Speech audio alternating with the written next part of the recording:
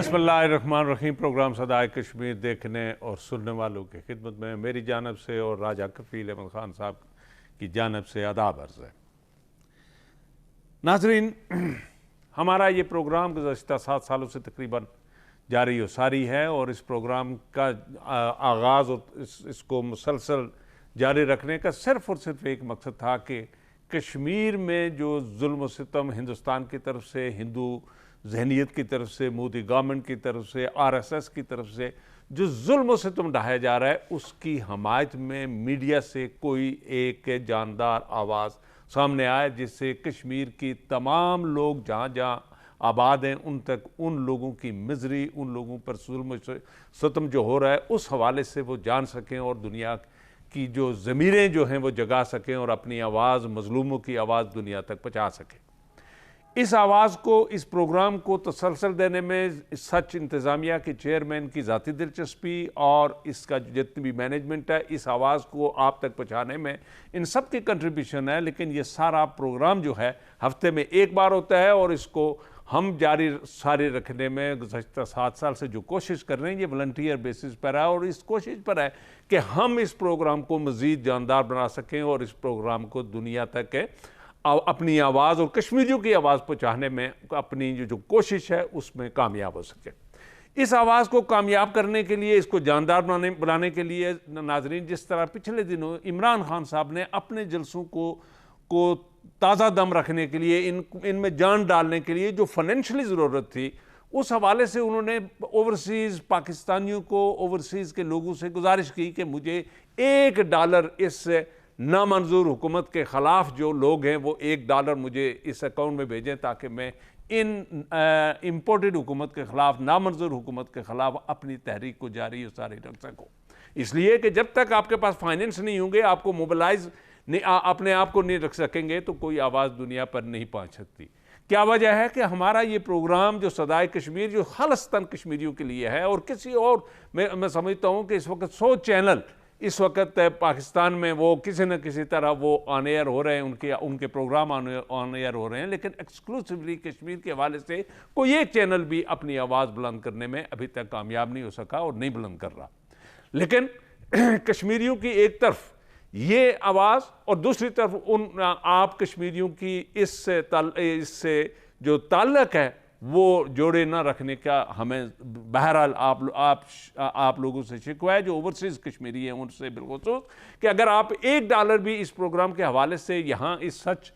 کے اکاؤنٹ میں بھیج دیتے، تو ہم اس پروگرام کو تسلسل دیتے ہوئے مزید جاندار بنانے کے لیے 1 گھنٹے کے لیے ہم یہ وقت لے سکتے تھے، اور 1 گھنٹہ اس پروگرام کو جاری و ساری رکھتے، اور جو مشہور آئیکونکلی جو بڑی شخصیات ہیں ان کو اپنے پروگرام میں مدعو کرتے، جو کشمیر کے حوالے سے میننگ فل بات کرتے، اور ان کی آواز جو ہے وہ دنیا تک پہنچتی، اور کشمیر اور ہندوستان کی جو بڑے بڑے ایوان ہیں ان تک پہنچنے میں ہم کوشش کرتے ہیں کہ ان تک ان کی آواز پہنچائی جا سکے، لیکن ابھی تک ہم ان 7 سالوں میں کامیاب نہیں ہو سکے۔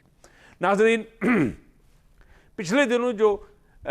یاسین ملک کے ساتھ جو ظلم ہوا، اور جو تہاڑ جیل سے لا کر 25 مئی کو ان کو عمر قید کی سزا، یعنی ڈبل عمر قید کی سزا اور 10 لاکھ روپے کا جرمانہ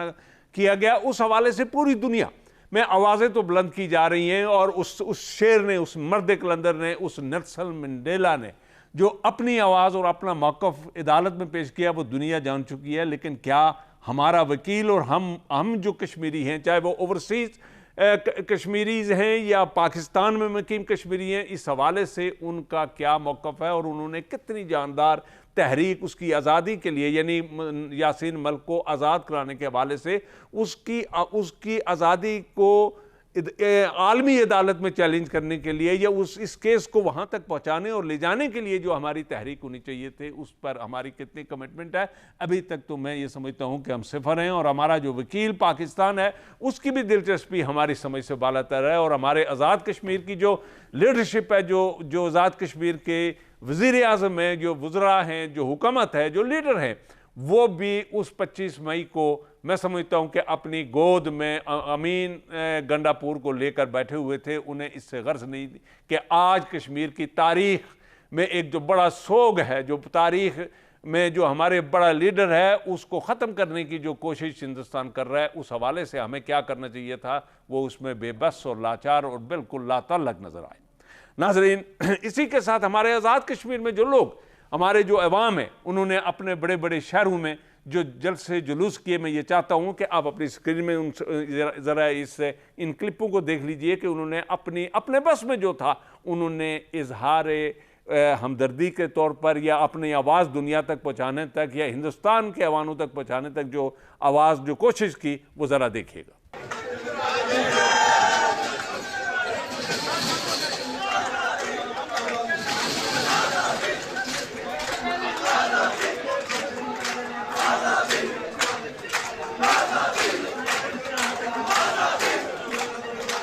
ناظرین، اسی طرح سے ہمارے جو کشمیری ہیں، جو سری نگر میں ہیں، انہوں نے بھی اپنی کمٹمنٹ کا جو اظہار کیا، آج سے نہیں بلکہ کئی سالوں سے جو یاسین ملک کے ساتھ کمیٹڈ ہیں، انہوں نے بھی اس کی قید و بند کے خلاف، یا جب وہ آزاد تھا اس حوالے سے بھی ان کے ساتھ جو رہے۔ ذرا میں چاہتا ہوں کہ وہ کلپ بھی ذرا دیکھیں کہ وہ کتنی مخلوق جو ہے، آبادی جو ہے وہ سڑکوں پر منڈائی تھی، ذرا اس کو بھی دیکھیں۔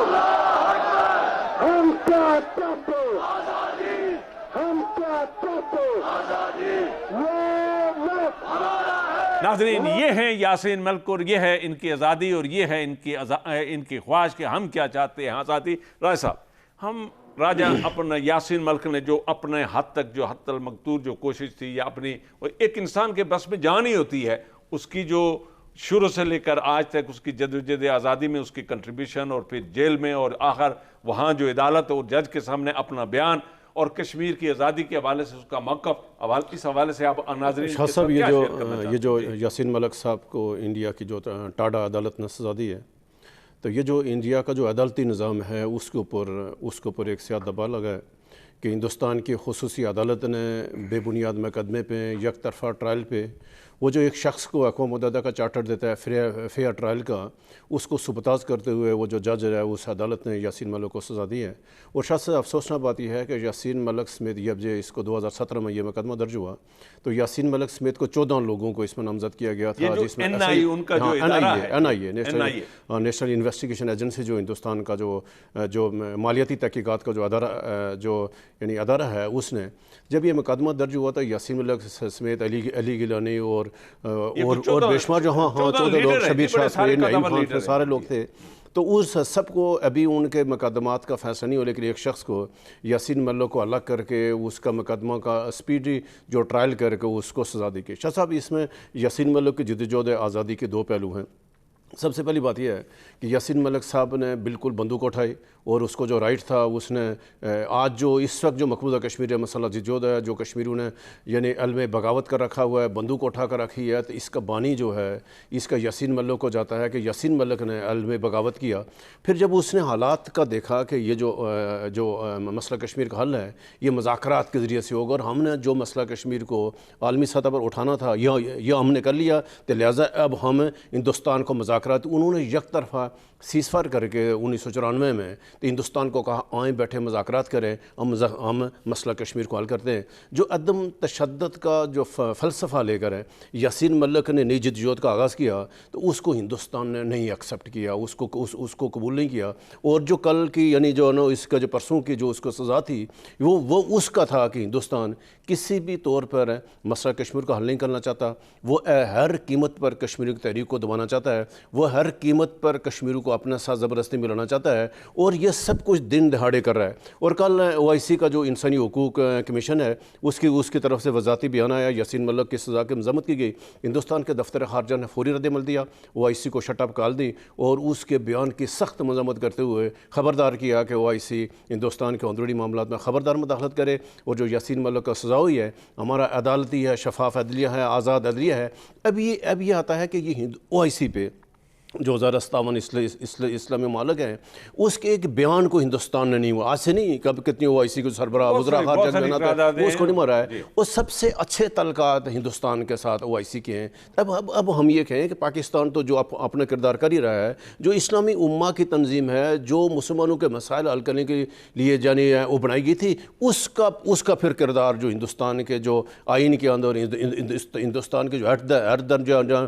پالیسی کے سامنے، وہ بالکل ریت امید کی دیوار ثابت. ہم یہی کہیں گے کہ OIC کو اب آگے آنا چاہیے, کشمیر کا قتل عام یعنی روکنا چاہیے, ہندوستان کی جو ہٹ درمی پہ اس کو جو نوٹس لینا چاہیے, اور یعنی کم از کم ایک آدھ کوئی جو ہمارے بڑے اسلامی ملک ہیں جس میں سعودی عرب ہے, ایران ہے, ترکی ہے, ملیشیا ہے, یہ تو کم از کم جو ہندوستان کے وہاں جو سفارت خانہ اس کو بلا کر کریں سارا. اگین ان کو متحرک کرنے کے لیے, ان کی اٹینشنز کو ڈرا یا ان کو اپنی طرف متوجہ کرنے کے لیے, اس میں ہمارا وکیل جو ہے وہ پاکستان, ہمارے جو وزیر خارجہ ینگ وزیر خارجہ ہیں, ان کو دورہ کرنا چاہیے نا, ان ملکوں میں جانا چاہیے, ان کے کیپٹلز میں جا کر تو یاسین ملک کے ایشو کو پیش کرنا چاہیے. نمبر دو, عالمی عدالت میں اگر کلبھوشن کا ایشو جا سکتا ہے اور اس کو ہندوستان لے جا کر وہ پیش کر سکتا ہے, تو وائی ناٹ کہ ہمارا پاکستان جو ہے وہ عالمی عدالت میں یاسین ملک کا ایشو کیوں نہیں لے جا سکتا. شاہ صاحب دیکھیں کہ جب یہ سب کو پتا تھا کہ 25 مئی کو ہندوستان کی عدالت یاسین ملک کو سزا سنانے جا رہی ہے, تو افسوسناک بات یہ ہے کہ اس دن پورا پاکستان کا میڈیا, پاکستان کی ساری سیاسی جماعتیں اسلام آباد کی عمران خان کے اسلام آباد دھرنے کو یعنی اس کو جو فوکس کیا رکھا, پورا دن جو پاکستان کا قومی میڈیا ہے یہ شور کرتا رہا, یہ فلاں آ گئی ہے, ریلی آ گئی ہے, اس کو کسی نے ایک کلپ تک نہیں دکھایا کہ آج یاسین ملک کے خلاف سزا ہو رہی ہے. یاسین ملک کے بے بنیاد جھوٹے مقدمے میں ہندوستان کی ٹاٹ عدالت نے سزا دی ہے. شام کو کسی ایک ٹی وی پروگرام, پاکستان کے قومی پروگرام میں اس کے اوپر اپنی خصوصی نشریات نہیں کی, جبکہ اس کے برعکس جو ہندوستان کا میڈیا تھا انہوں نے میراتھن ٹرانسمیشن دی, یعنی فلاں جج آ رہا ہے, جج بیٹھ کے ہے, سزا ہونے والی ہے, اور من گڑت کے یاسین ملک نے ایکسیپٹ کر لیا, یعنی یاسین ملک نے جرم ثابت دیا. شاہ صاحب اس میں جو ایک اہم بات تھی, جو ہندوستان کی جو تحقیقاتی ادارے ہیں اس نے جو الزام لگایا تھا کہ یاسین ملک نے پیسے لیے, یاسین ملک نے یعنی منی لانڈری کی, جب اس کو جج نے کہا کہ یاسین ملک کے احساسوں کی رپورٹ دی جائے کہ یاسین ملک کے بینک میں کتنے پیسے ہیں, اس کے بعد کتنی جائیداد ہیں, اس کی کتنی جان پراپرٹی ہے, ہندوستان کی تمام تحقیقاتی ادارے یاسین ملک کو بے گناہ ثابت کیا. یاسین ملک کا کوئی بینک اکاؤنٹ نہیں ہے, اس کے پاس کسی بینک میں پیسے نہیں ہے, اس کا ایک آبائی گھر ہے, آپ کی جب راستین ہے. تو یاسین ملک نے جو وہاں جج کے سامنے جو مکالمہ کیا, اس نے اس کی بے گناہی کو ثابت کیا. یاسین ملک کے اس مکالمہ نے کشمیریوں کو سرخرو کر کے رکھ دیا, اور اس نے برملا کہا کہ اگر ہندوستان کے تحقیقاتی ادارے اگر یہ ثابت کریں کہ میں کسی دہشت گردی میں ملوث ہوں, میں کسی منی لانڈرنگ میں ملوث ہوں, تو میں اپنی سیاست چھوڑ دوں گا, جو آزادی چھوڑ دوں گا. لیتے ہیں اور بریک سے واپس آ کر ہم اسی ایشو یاسین ملک کے حوالے سے گفتگو کریں گے, اور اسی کے ساتھ ہم پاکستان میں جو حال ہی میں جو اس وقت جو پیٹرول کی قیمتیں جو اوپر گئی ہیں اس حوالے سے بھی بات کریں گے, اوورسیز کشمیریوں کے حوالے سے بات کریں گے, اوورسیز کشمیریوں کے جو ووٹ جو ہمارے پاکستانیوں نے دینے تھے اس حوالے سے بھی کچھ اس پر روشنی ڈالیں گے. اسٹے ود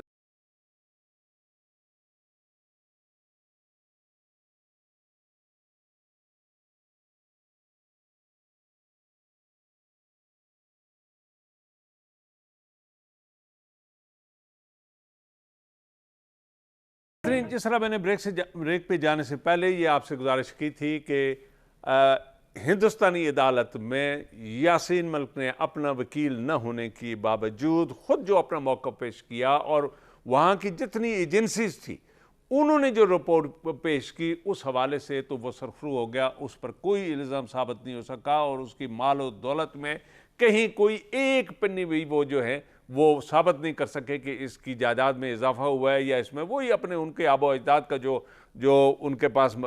مکان تھا یا جو زمین تھی وہی چیزیں ہوئی, اس کے علاوہ کوئی چیز ثابت نہیں ہو سکی. تو یہ اس پر تمام کشمیریوں کے سر جو ہیں وہ فخر سے سرخرو ہوئے کہ اس پر کوئی ایسا مالی بدعنوانی کا کوئی مالی دبا نہیں. لیکن اسی کے حوالے سے میں یہ چاہوں گا کہ میر واعظ عمر فاروق جو ہیں وہ آزاد کشمیر کی لیڈرشپ کے حوالے سے ان کی کیا خواہش ہے کہ آزاد کشمیر کی لیڈرشپ جو ہے وہ دنیا میں جا کر کشمیر کے حوالے سے کس طرح گفتگو کرے, کس طرح اپنے آپ کو یا کشمیر کے کیس کو پیش کرے, ذرا سنیے گا. ہم یہ محسوس کرتے ہیں کہ جہاں تک آزاد کشمیر کا خطہ جو ہے پاکستان کے جو زیر انتظام ہے, ہم یہ محسوس کرتے ہیں کہ وہاں کی لیڈرشپ کو زیادہ آگے آنا چاہیے, کیونکہ وہ ہمارا حصہ ہے. وہ باہر کے ملکوں میں جائیں, وہ کشمیر کی آواز اٹھائیں, وہ کشمیر کے حوالے سے بات کریں, کیونکہ اگر وہ بات کریں گے وہ کشمیریوں کی بات مانی جائے گی, وہ یہ نہیں کہا جائے گا کہ پاکستان بات کر رہا ہے اور پاکستان شاید ایکسپلائٹ کر رہا ہے سچویشن کو. لیکن چونکہ جب ہم کہتے ہیں کہ کشمیر کے مسئلے کا ایک انسانی اینگل ہے, ایک ہیومن اینگل ہے, وہ یہ ہے کہ بھائی آپ نے کشمیر کو منقسم کر دیا ہے, کشمیر کے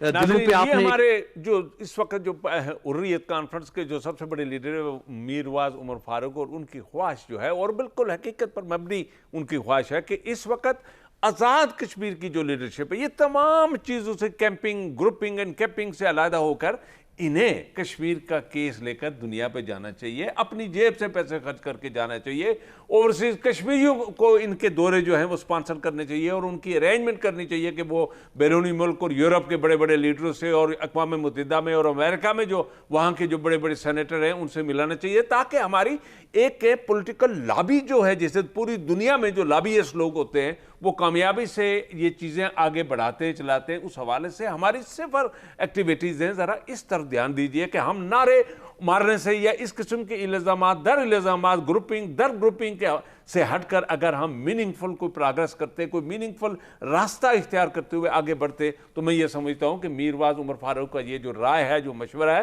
وہ سب سے زیادہ صائب ہے. ناظرین, جس طرح میں نے عرض کی تھی کہ پیٹرول کی قیمتیں پاکستان میں بڑھ چکی ہیں, میں اس پروگرام کی توسط سے اور وزیر اعظم پاکستان سے یہ گزارش کروں گا کہ ٹھیک یہ عالمی ایک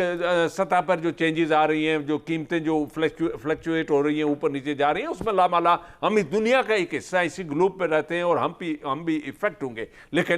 تجویز ہے کہ کیا آپ اس وقت اپنے یہ جو پیٹرول کا بم جو عوام پر گرایا اور عوام سے پیسے کولیکٹ کر کے تو آپ اپنے سارے خسارے پورے کریں گے, کیا آپ یہ چاہیں گے اور یہ کر سکیں گے کہ اس وقت جو پاکستان کی حکومت کی جتنی مشینری ہے, جو بیوروکریسی ہے, جو سرکاری دفاتر ہیں, جو ملازمین ہیں, جو گورنمنٹ کی گاڑیاں استعمال کرتے ہیں, ان کو اپنی تنخواہوں کے ساتھ وہ لیٹر جو ہیں, چند لیٹر, مثلا ایک سیکریٹری ہے اس کو 100 لیٹر دے دیں تو 100 لیٹر کی پیمنٹ اس کو ساتھ کر دیں, تو آپ کا یہ جو پیٹرول بم ہے, جو پیٹرول پر جو قیمتیں ہیں, یہ اس میں جو کم از کم آپ میرے اپنے اندازے میں 20 سے 30 ارب روپیہ آپ سیو کر سکتے ہیں, ماہانہ سیو کر سکتے ہیں, اس لیے کہ اس جو سرکار کی سطح پر جو گاڑیاں پیٹرول استعمال کرتی ہیں, ان کی سیکٹری الگ کرتا ہے, ان کی بیگمات الگ کرتی ہیں, ان کے بچے الگ کرتے ہیں, ان کے مہمان الگ کرتے ہیں. تو اگر ان ساری چیزوں کو کٹ ڈاؤن کرنا ہے اور اپنے جسم پر یہ جو کفاشاری ہے اس کو اگر اپلائی کرنا ہے, تو سب سے پہلے اس پر یہاں سے شروع کریں تاکہ آپ کی روڈوں پر یہ لوڈ جو کم ہو سکے, اور بیوروکریٹ جو ہیں, سرکاری جو آفیسر جو ہیں, وہ ضرورت ہی کے تحت اپنی گاڑی کو اپنے گراج سے باہر نکالیں, ادروائز وہ نہ لے جائیں. رائے صاحب, یہ پیٹرول کے حوالے سے. ہاں شاہ صاحب, جو آپ نے عمر فاروق صاحب کی بات کی, پہلے ہم اس پہ آتے ہیں. جی, کہ افسوسناک بات یہ ہے کہ عمر فاروق صاحب نے جس نشان دی وہ بالکل بجا ہے, اور جس دن یاسین ملک کو ہمارے وزیر اعظم صاحب اپنی کابینہ سمیت سابق وزیر امور کشمیر کے ساتھ بیٹھ کر کو ڈی چوک میں جا کر بیٹھے ہوئے تھے, اور ان کا سر اپنی گود میں لیا ہوا تھا, وہ تصویر وائرل ہوئی ہے, اور اس سے اس دن کے مناسبت کے حوالے سے سخت رد عمل ہوا پوری دنیا سے, یعنی لوگوں نے فیڈ بیک دیا کہ یہ جو بے حسی آزاد کشمیر کے حکم, اس میں ہوا کیا شاہ صاحب کہ گزشتہ جو 8-10 سالوں سے یا اس سے یعنی مطلب جانا سردار عبدالقیوم خان صاحب کے علاوہ ان کے بعد آنے والی جتنی آزاد کشمیر کے حکمران ہیں وہ اندرونی اختلافات سے شکار ہو گئے, پارٹی کے اندرونی معاملات پھنسے رہے. کوئی ایک بھی آزاد کشمیر کا حکمران, آزاد کشمیر کا وزیر اعظم, آزاد کشمیر صدر بیس کیمپ کا رول ادا نہیں کر سکا. تو یہ بالکل انہوں نے جس طرح نشان دی ہے, کیا اس وقت جو موجودہ کشمیر, جو آزاد کشمیر کی قیادت ہے, اور دونوں جو بڑے عہدے ہیں, بدقسمتی یہ ہے کہ وہ دونوں جو یعنی وہ صاحبان ہیں, ان کے پاس فرصت ہی نہیں ہے ان کے, اور وہ جب اٹھیں گے, کہیں دفتر آئیں گے, جا کر لوگوں سے ملیں گے, پتہ لگے گا آج کشمیر یہ ہوا, آج مقبوضہ کشمیر میں فلاں ہوا, ایک لحظ کو ہفتے بعد کو چٹھی لکھتے ہیں اور جا کر وہ ریکویسٹ کرتے ہیں کہ فلاں ہو جائے. اگر اس ٹائم جو آزاد کشمیر صدر ہیں بیرسٹر سلطان محمد چودھری, اپنے آپ کو اسپیشلسٹ بھی کہتے ہیں کشمیر, کیا ان کو یا اس وقت بیرون ملک ہونا چاہیے تھا, کیا انہوں نے کوئی ایک اس کے اوپر ایک آل پارٹی کشمیر کانفرنس بلا کر, تو ان کو اس یاسین ملک کے کیس کے اوپر خود لے کر دنیا میں جانا چاہیے تھا, لیکن ایسا نہیں. ابھی ہم یہ کہیں گے کہ آزاد کشمیر کا جو صدر صاحب ہیں ان کا اپنے ذمہ داری پوری کرنی چاہیے, ایک اعلیٰ سطح پارلیمانی وفد لے کے, جس میں پاکستان کے جو مطلب اس ٹائم جو نائب وزیر خارجہ صاحبہ انارہ بنی اکھر صاحبہ, انتہائی اسمارٹ خاتون ہیں, ہمیں اس کو لیڈ کرنا چاہیے. وہ آزاد کشمیر وفد لو کر, بلاول بھٹو وزیر خارجہ ہیں, نائب وزیر خارجہ کو آزاد کشمیر کے وزیر اعظم کو لے کر, صدر کو لے کر, دوسرا سوال ہے آپ کا کہ آزاد کشمیر کی اسمبلی میں ابھی حال ہی میں اس وقت جو ہمارے جو اسمبلی ممبران ہیں اور پرائم منسٹر نے ریکمینڈ کرتے ہوئے ان کی تنخواہوں میں ان کی مراحت میں جو اضافے کے لیے جو بل پیش کیا ہے اس حوالے سے آپ کے پاس کیا شاہ اپڈیٹ ہے، کیا انفارمیشن صاحب یہ جو آپ نے اپنے ابتدائی میں کہا کہ جو پیٹرول کی قیمتیں بڑھی ہیں، تو بالکل اس ٹائم جو ہے نا پاکستان کے حالات ایسے ہیں، لیکن آپ نے بالکل بجا فرمایا کہ اگر حکومت پاکستان حکومت آزاد کشمیر صرف یہ کہہ کہ ہمارے جو اعلیٰ عہدوں پہ لوگ ہیں، فرقہ صدر ہیں، وزیر اعظم صاحب ہیں، اسپیکر ہیں، سارے وزراء ہیں، ممبران اسمبلی ہیں، ممبران سینٹ ہیں، پھر جو ہمارے جو ہے وہ سیکریٹری جو صاحبان ہیں، یہ ان کو سرکاری پیٹرول بند کر دیا جائے۔ ایک جو ہمارے جج صاحب ہیں اس کی کم سے کم تنخواہ 10 لاکھ ہے، جس کو آپ 10 لاکھ روپے ہمارے عوام کے ٹیکسوں سے دے دیں، پھر اس کو پیٹرول کیوں فری دے رہے ہیں؟ یعنی ایک عام آدمی جو اپنی تنخواہ سے ٹیکس بھی دے گا، ایک عام سے جس کی لاکھ روپے تنخواہ ہے، جس کی 1.5 لاکھ تنخواہ ہے، وہ اپنی تنخواہ سے پیٹرول بھی خود ڈال رہا ہے، اپنی گاڑی لے کے چل رہا ہے، ریاست کو ٹیکس بھی دے رہا ہے، نظام بھی چلا رہا ہے، تو کیا وہ جج صاحب سرکاری پیٹرول کیوں استعمال کریں؟ وہ سیکرٹری صاحب پیٹرول سرکاری کیوں استعمال؟ تو ہم وزیر اعظم نواز شریف صاحب کے ہم ان کو یہ کہیں گے کہ ایک نوٹیفیکیشن جاری کر دیا جائے کہ آنے والے 6 ماہ تک تمام جتنے بھی سرکاری افسران ہیں، ججی صاحبان ہیں، جنرل صاحبان ہیں، جتنے اعلیٰ عہدوں پہ لوگ ہیں، گریڈ 20 اینڈ اباؤ جتنے ہیں، تو ان سے کم از کم جو پیٹرول ہے ان کی تنخواہیں زیادہ ہیں، ان سے جو پیٹرول کی مراد واپس لے جائیں۔ اب جو آزاد کشمیر کے جو حکومت نے فیصلہ کیا ہے، اس میں ایک تو ہم سراتے ہیں کہ یعنی سردار تنویر الیاس صاحب نے ایک نوٹیفیکیشن وہ کر کے کہا کہ میں تنخواہ اور مراد نہیں لوں گا، وہ صدر صاحب نے باقاعدہ نوٹیفیکیشن اب ایک طرف انہوں نے ایک اچھا کام ہزار ہے، یعنی یہ پہلے وزیر اعظم ہیں، اور دوسری طرف کیا گیا، دوسری طرف انہی کی اسمبلی میں ایک بل آ رہا ہے، اپوزیشن بل پیش رہی ہے، بل پیش کر رہی ہے کہ صدر ہے، وزیر اعظم صاحب ہیں، اسپیکر سمیت سارے ایم ایل اے وزیروں کے مراد بڑھا جائیں، ان کی تنخواہ بڑھا جائیں۔ تو تنویر الیاس صاحب کو ہم تو یہ کہیں کہ پہلے جو اپنی پارلیمانی پارٹی بولا کہ اس بل کو واپس لیں، اس تنخواہ میں اضافے کا کوئی جواز نہیں بنتا، یہ لوگوں کو ٹیکسوں کا پیسہ ہے، تو لہٰذا ان لوگوں کے پاس موجودہ حالات میں کوئی ضرورت نہیں ہے ساری۔ میں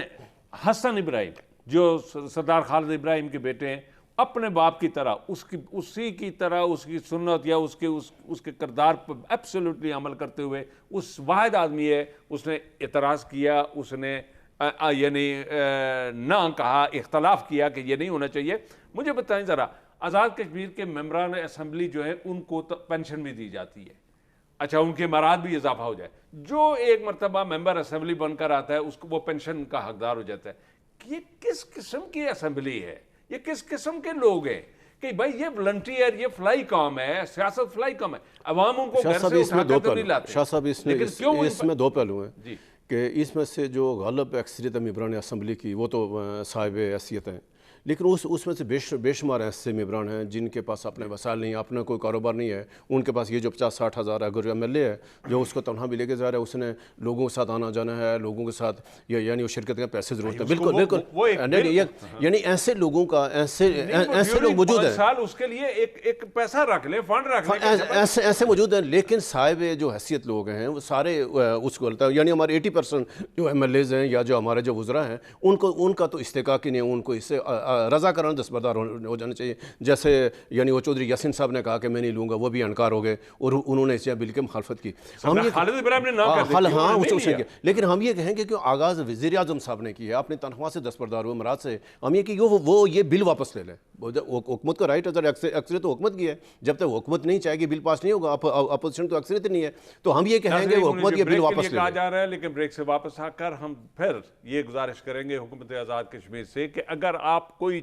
اچھا کام لانا چاہتے ہیں تو آپ کو وہ سارے جو اچھے کام ہیں اپنے جسم پر اپلائی کرنے پڑیں گے، اور تاکہ عوام وہ اچھے کام آپ کے جسم پر جب اپلائی ہوں گے، دیکھیں گے، متاثر ہو کر وہ بھی عمل کرنا شروع کر دیں گے۔ ادروائز اگر بہادر شاہ ظفر جو 16 بچوں کے ساتھ جب اس رنگون یعنی سری لنکا جب بھیجا گیا تھا تو معلوم ہوا تھا کہ وہ رات پوری جاگتا تھا اور دن کو 2 بجے 3 بجے وہ جاگتا تھا، اور اس نمبر جب اپنی حکومت جب وہاں سے نکالا گیا، جب انگریز اس کے تخت پر پہنچ گئے اور اس کو کان سے پکڑ کر جب تخت سے اتارا گیا، تو ہمیں ڈر ہے کہ کہیں ہمارے جو سیاستدان ہیں یا لیڈر ہیں یا وزراء ہیں یا وزیر اعظم ہیں، اس سونے کی وجہ سے، اس سہلنگاری کی وجہ سے کہیں ان کو بھی کوئی آدمی آ کر کان سے پکڑ کر نہ اس تخت سے اتار دے۔ انہیں کوشش کرنی چاہیے کہ ہم 12 گھنٹے سنسیئرلی عوام کے کام کریں، اور اپنا اگر وہ خود صبح 9 بجے دفتر میں آئیں گے تو ان کا سپارڈینیٹر، ان کا سیکریٹری اور ان کے باقی جو اور لوگ ہیں وہ بھی آئیں گے، ادروائز کوئی عمل نہیں کرے گا. Stay with us.